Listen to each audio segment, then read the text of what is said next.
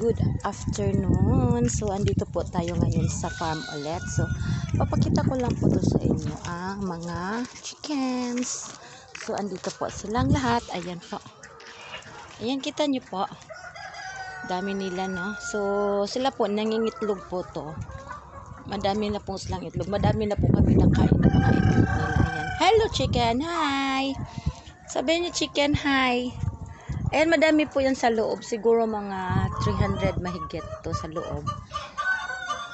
Ayan, nangingitlog po sila. May mga lalaki din po sa loob. Ayan, nakita niyo po yung gano'n. Ayan, kasi yung lalaki ang nag-aano sa kanila. Para sila ay mangingitlog. So, yan po.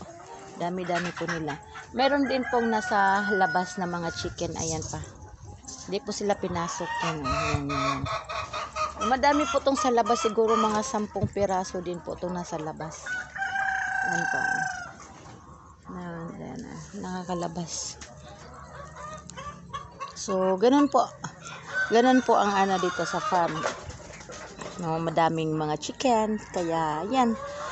Madaming mga bonsai, so madami talagang may iba pa rin. Papakita ko sa inyo. Pero ito muna chicken, so madami po yan. Nagbibigay din siya. So ganun din tayo, no? So tuwing meron tayong mga pagkain, binibigyan din natin sila. Kasi ito po ay malayo po talaga sa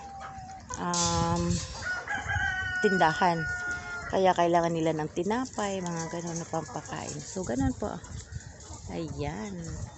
Malapit ka nang umuwi, May. Saya-saya na ni Maymay. Makauwi na si Maymay. Next month?